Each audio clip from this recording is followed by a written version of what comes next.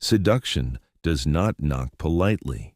It enters quietly, sits in your nervous system, and starts rearranging your thoughts before you even realize something has changed.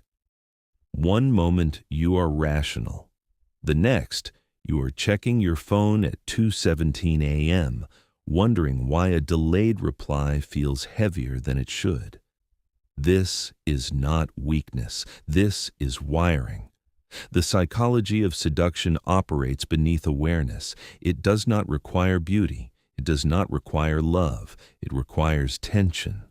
And tension is the most misunderstood force in human connection.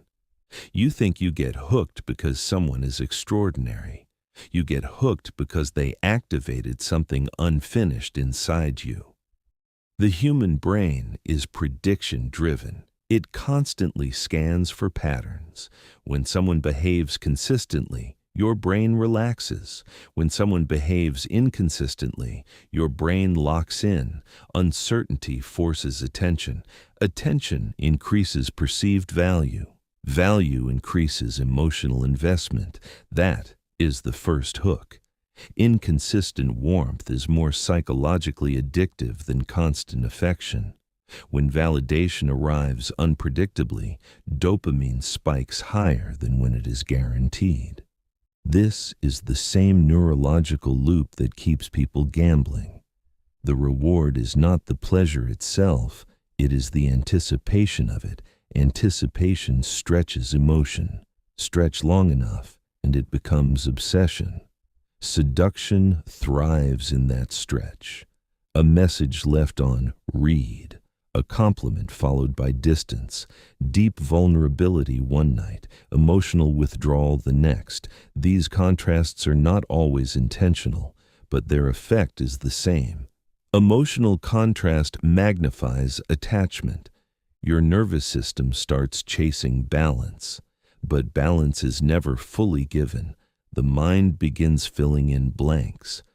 When someone reveals only fragments of themselves, you supply the missing pieces with fantasy. You project stability where there is ambiguity. You project depth where there is mystery. You project intention where there is silence. And once projection begins, you are no longer responding to the real person. You are responding to your own imagination. This is why seduction feels personal. It is constructed from your desires. The darker layer emerges when identity becomes involved. Every person carries two selves, the current self and the ideal self. The current self is flawed, uncertain, incomplete. The ideal self is confident, desired, powerful. When someone interacts with you as if you are already your ideal self, attachment accelerates. They don't just like you, they reflect who you wish you were, and in their presence you become that version temporarily. That transformation is intoxicating, but it creates dependency, because now losing them feels like losing access to your better self. This is how seduction shifts from attraction to psychological reliance. There is also the power of selective vulnerability. When someone shares something intimate early, a trauma, a fear, a secret, it fast-tracks emotional closeness. The brain interprets vulnerability as trust. Trust lowers defenses. Lower defenses increase bonding. But accelerated intimacy can create artificial depth. You feel deeply connected without time-tested consistency. Time is the one variable seduction tries to compress. Intensity replaces duration, and intensity burns brighter than stability. The nervous system confuses intensity with meaning. Rapid emotional escalation feels significant. You think, this must be rare. But rarity is often just speed mistaken for depth. Speed destabilizes judgment. Another shadow dynamic appears in perceived power imbalance. The person who appears less attached unconsciously holds leverage. Humans are hyper-aware of social positioning. If someone seems slightly out of reach, Your brain interprets them as higher value. You begin proving yourself. When attraction turns into proving, autonomy decreases.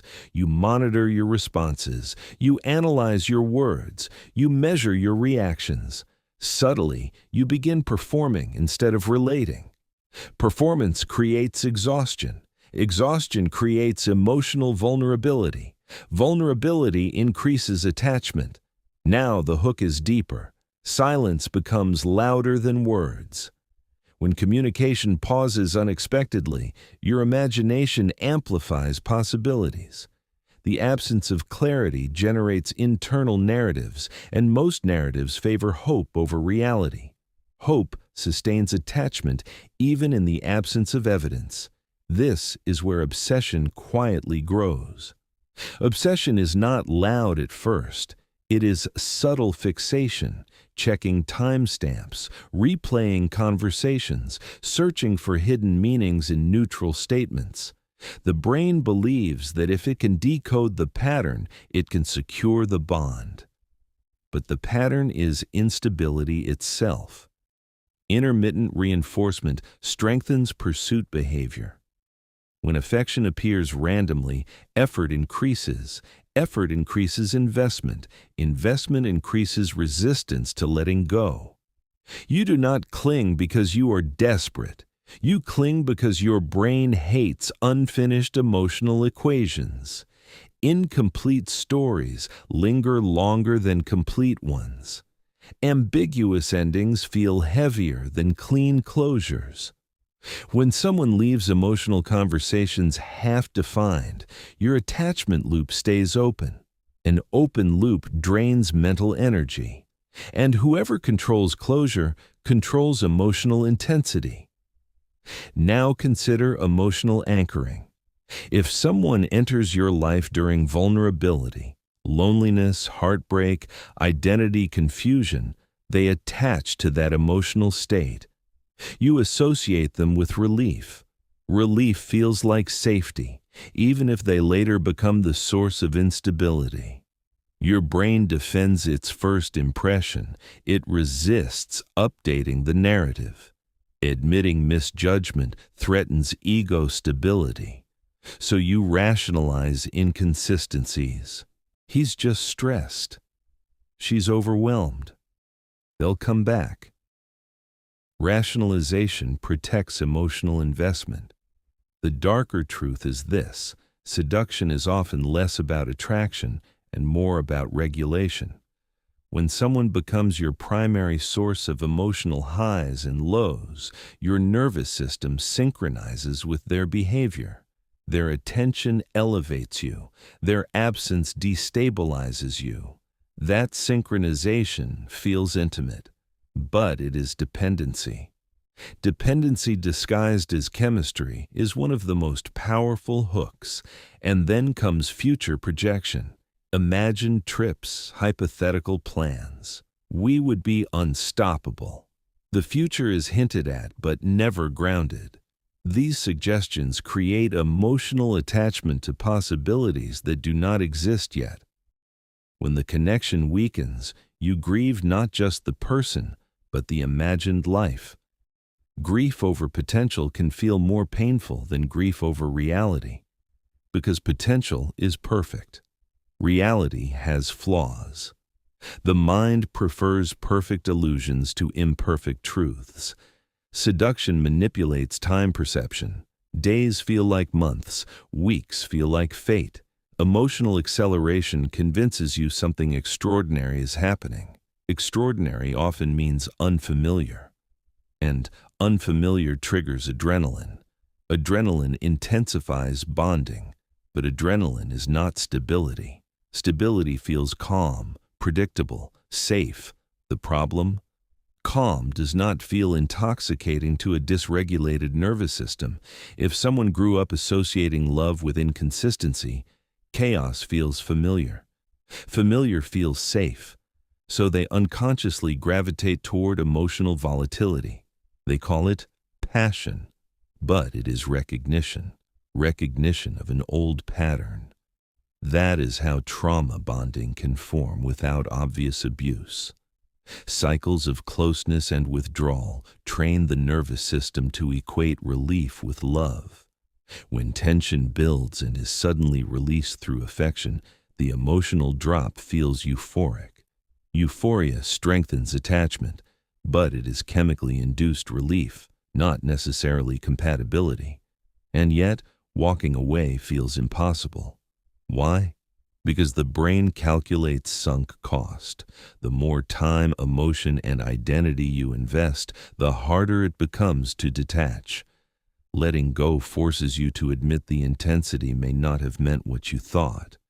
Ego resists that realization, so you stay longer, you analyze more, you try harder. Effort becomes proof of love in your mind, but effort does not create reciprocity. At the darkest edge of seduction lies control through ambiguity, not overt domination, not explicit manipulation, but strategic vagueness, undefined relationships, mixed signals, emotional accessibility paired with commitment avoidance. Ambiguity keeps hope alive. Hope keeps you attached, and attachment keeps the dynamic active. The most dangerous seduction is not the obvious charmer. It is the one who feels slightly wounded, slightly unavailable, slightly incomplete. You believe your understanding will heal them. Healing fantasies create emotional purpose. Purpose intensifies attachment. You stop relating as equals. You start rescuing. Rescuing creates imbalance. Imbalance creates instability. Instability feeds obsession. And through all of this, the core question remains: why do we get hooked? Because seduction activates reward, identity, belonging, fear, and fantasy simultaneously. Few experiences trigger that many systems at once. The brain interprets it as significance. Significance feels like destiny. But destiny is often dopamine combined with projection. Awareness does not eliminate attraction, it refines it. When you recognize unpredictability as a trigger rather than a sign of value, you regain emotional footing. When you see mirroring as bonding acceleration rather than proof of soulmate alignment, you slow down. Slowing down weakens illusion. Clarity disrupts fantasy. Consistency reveals character. The most powerful position in any seductive dynamic is emotional regulation, the ability to experience attraction without surrendering stability, the ability to enjoy mystery without tolerating confusion, the ability to desire without needing. Need fuels hooks. Choice dissolves them. Seduction loses its grip the moment you stop interpreting intensity as depth, the moment you stop chasing closure from someone who benefits from keeping it open, the moment you decide that peace is more attractive than adrenaline. Real magnetism does not destabilize your nervous system. It does not make you question your worth. It does not require decoding. It feels grounded, mutual, clear. Dark psychology teaches you where the traps are. Self-awareness teaches you how not to step into them. And once you see the mechanism behind the hook, you stop being controlled by it. Seduction then becomes what it was meant to be. Not a weapon, not a game, not a psychological maze, but a spark between two stable individuals who choose each other freely. And here is where it becomes even darker. Because the deepest hook in seduction is not desire. It is fear. Fear of being ordinary. Fear of being replaceable. Fear of not being chosen. Seduction quietly identifies these fears and presses against them. When someone makes you feel uniquely selected out of endless options, your brain interprets it as elevation in status. Social belonging and status are survival-coded instincts. Thousands of years ago, being excluded from the group meant danger. So when someone withdraws affection or attention, your nervous system reacts as if survival is threatened. That reaction feels dramatic because biologically it is. Your heart rate shifts, cortisol rises, your mind searches for solutions. You think you're fighting for love. Often, you're fighting to restore internal stability. This is why rejection feels disproportionate. It is not just emotional, it is neurological alarm. Seduction becomes darker when validation is given and removed strategically. Again, not always consciously, but the effect is the same. Praise followed by silence, attention followed by absence, admiration followed by emotional distance. Your brain starts working for the reward. And when humans work for reward, they value it more. Effort increases attachment. Attachment increases tolerance. Tolerance allows behavior you once said you would never accept. This is how standards quietly lower without you noticing. Another hidden layer is comparison psychology. If a seductive person subtly implies they have many options, even without saying it directly, competition is activated. Social comparison increases urgency. Urgency reduces discernment. You don't want to lose, so you accelerate. Acceleration clouds clarity. In darker dynamics, there's often a silent narrative being built. You're lucky I chose you.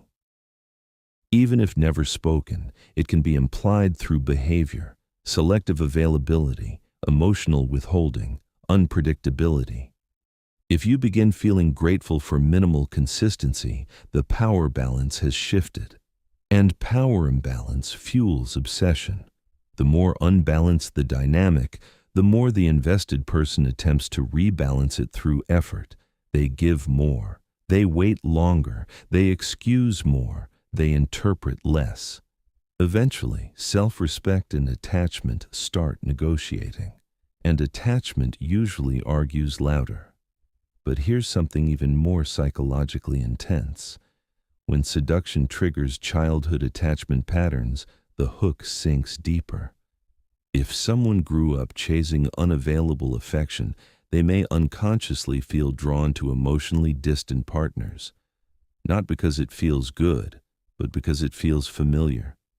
Familiarity feels safe, even when it hurts.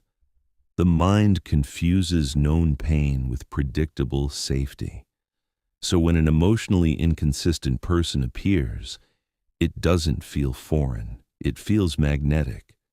You're not just attracted to them, you're attracted to the opportunity to resolve an old emotional wound. And unresolved wounds make powerful glue. Now consider ego reinforcement. Seduction often flatters identity. You're different. You're not like the others. You see me in ways no one else does. These statements attach your self-worth to the connection. If the connection fades, it feels like identity rejection. That is why detachment feels like self-doubt. You don't just question the relationship, you question yourself. The darker the seduction, the more your internal dialogue shifts from curiosity to self-critique. You analyze what you did wrong. You modify behavior to regain emotional access. You become hyper-aware of tone, timing, expression. Hyper-awareness creates anxiety. Anxiety increases emotional dependency. And dependency strengthens the hook. There is also the illusion of exclusivity through shared secrets. When someone creates a private world between you, inside jokes, hidden conversations, late-night vulnerability, it builds a psychological bubble. Inside the bubble, everything feels amplified. Outside the bubble, reality waits quietly. The bubble feels intoxicating because it is insulated from external logic. But insulation can become isolation. Isolation increases reliance on the one person inside the bubble. That reliance feels like intimacy. But intimacy requires stability, not secrecy alone. At its darkest edge, seduction thrives on emotional asymmetry. One person is deeply invested, the other controls pace. This asymmetry generates tension. Tension generates focus. Focus generates obsession. The invested person begins to fear losing access more than they evaluate compatibility. Fear overrides logic. And logic is the only thing that weakens unhealthy hooks. Now, here's the paradox that few talk about. The very traits that make someone powerfully seductive in the short term, unpredictability, mystery, emotional intensity, selective attention, are the same traits that make long-term security difficult. But the brain prioritizes short-term stimulation over long-term stability. Especially when loneliness is involved. Loneliness lowers standards. It magnifies attention. It exaggerates meaning. A small gesture feels monumental when emotional deprivation exists. Seduction paired with loneliness is gasoline on fire. You don't just feel attracted, you feel saved. And being saved creates deep psychological debt. You feel you owe them loyalty, patience, understanding, even when consistency is missing. The darkest form of seduction is not aggressive. It is subtle. It does not force. It invites. It does not demand. It implies. It creates a story in your mind and then lets you finish writing it. The mind protects the stories it writes. That is why letting go feels like tearing out pages of your own narrative. But here is where power returns. The moment you separate intensity from compatibility, the spell weakens. The moment you observe your emotional spikes without acting on them, the conditioning slows. The moment you accept that closure does not require mutual explanation, you reclaim autonomy. Self-regulation is the antidote to psychological hooks. When you can sit with uncertainty without chasing resolution, you break intermittent reinforcement cycles. When you can tolerate attraction without fantasizing the future, you slow projection. When you can experience desire without attaching identity to it, you remain grounded. Grounded people are harder to hook, not because they feel less, but because they choose slower. Slowness filters illusion. Seduction is powerful because it accelerates emotion before evaluation. Evaluation restores balance. In the end, the psychology of seduction reveals something uncomfortable. We are most vulnerable not when someone is powerful, but when we are internally unsteady. Seduction does not create insecurity. It exposes it, it amplifies it, and if unexamined, it binds you to it. But once examined, it becomes transparent. The hook only works in the dark. Turn on awareness and it loosens. And when it loosens, attraction transforms from compulsion into choice. Choice is calm. Compulsion is chaotic. The question is not whether seduction exists. It always will. The real question is whether you are entering it awake or surrendering to it asleep.